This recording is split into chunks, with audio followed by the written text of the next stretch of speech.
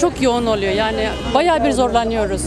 Ya millet üstüne biniyor ya bayağı bir katliam gibi oluyor yani gerçekten. Ya hiç değilse sabah yönleri biraz yani daha bir iki tanesi fazla vermiş olsalar yani yarım saatte bir kalkmış olsa saatte bir kalkıyor. Yani bayağı bir zorlanıyoruz. Yukarı bayırdan geliyorum. Evet. O yüzden bayağı bir zor geliyor. Ya sabah namazı ben ezanla okunurken daha dışarı çıkıyorum. O saatten yarım 7.30'a kadar dışarıda bekliyorum ben. Evet. Yani tam bir saat otobüs durağındayım. O da yani dolu geçiyor, almadığı oluyor. Otobüslerimiz hiç yeterli değil çünkü yarım saat karda kışta yarım saat beklemek zorunda kalıyor, 40 dakika beklemek zorunda kalıyoruz. Hiç yeterli değil, ben yeterli bulmuyorum. Seferleri çoğaltırlarsa çok iyi olur bizim açımızdan, çalışanlar açısından illaki. Bir de kalabalık o kadar yetersiz olduğundan dolayı çok aşırı kalabalık oluyor. Tıklım tıklım herkes birbirine yapışık bir şekilde gitmek zorunda kalıyor.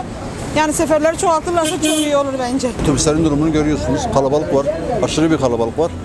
Yani kaldırmıyor. Biraz daha otobüs sayısı artması lazım. Ya bu saatlerde oturuyorum bayağı beklemek zorunda kalıyoruz. Bir de gelen de dolu geliyor. Gelenler dolu geliyor yani. Binemiyoruz. Yeri geliyor binemiyoruz. Çekil öğrencilerimiz rezil olarak geliyorlar. Eğer buna bir yardımcı olursanız öğrenciler için yani.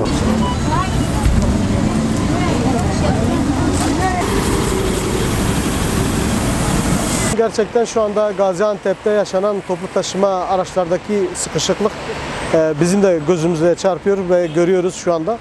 Belki şu anda çok bir sıklıkla değil ama sabah saatlerinde özellikle öğrencilerin okula gittiği saatlerde, özellikle işe giden vatandaşlarımızın iş saatlerinde, akşam eve dönüşlerinde de bu sıklığı görüyoruz. Hatta yer geldiğinde otobüsler çok ciddi manada dolu bir şekilde geliyor. Bazen geliyor vatandaşımız ne kadar el kaldırsa bile otobüs durmadan devam ediyor. Veya çok sıklık bir şekliyle olduğundan dolayı gerçekten bir yolculuk konforu yaşayamıyor vatandaşımız. Şöyle bir şikayet alıyoruz. Diyorlar ki otobüs dolu geldiğinden dolayı biz beklemek zorunda kalıyoruz. Belki bazen saatlerce otobüs beklemek zorunda kalıyoruz. Veya diyelim otobüse bindiğimizde gerçekten çok sıklı bir şekliyle bir sıkışıklık var. Bu sıkışıklıktan dolayı rahatlıkla bir yolculuk yapamıyoruz. Ondan dolayı biz özellikle şunu söylüyoruz. Sabah saatlerinde mesainin başlama saati ve öğrencilerin okula gittiği saatlerde aynı zamanda dönüşlerde de bu otobüs seferlerinin biraz daha sıklık bir şekliyle gelip buna bir çözüm katkı sunulabilir yani.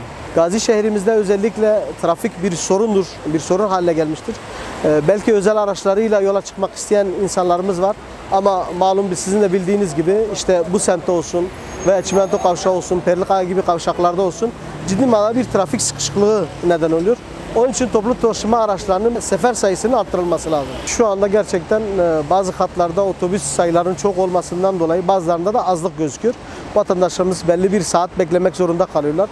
Onun için hem otobüs sayılarında artışın olması lazım hem otobüs seferlerinde artışın olması lazım ki belki bu şu andaki sıkışıklığa bir nebze de olsa bir melhem, bir çözüm olmuş olur.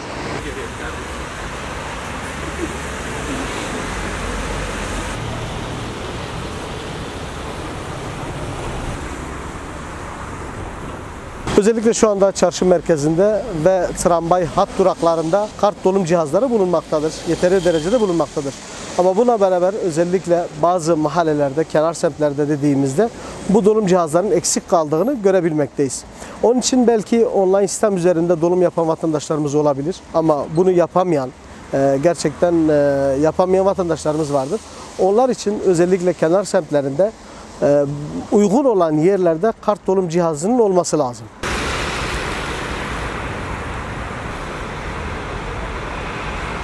Şimdi özellikle Gazi şehrimizde baktığımızda şu anda gerçekten bazı otobüs duraklarında kapalı durak olmadığını görüyoruz.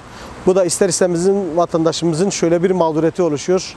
Kışın yağmurda, yazın ise güneşin sıcaklığında beklemek zorunda kalıyorlar. Ondan dolayı şu arkamızda şu anda gördüğünüz durak gibi vatandaşlarımızın beklediğinde bu yağmurdan etkileniyorlar. Biz yetkililerden çağrımız şudur ki uygun olan yerlerde özellikle kapalı durakların yapılmasını istiyoruz.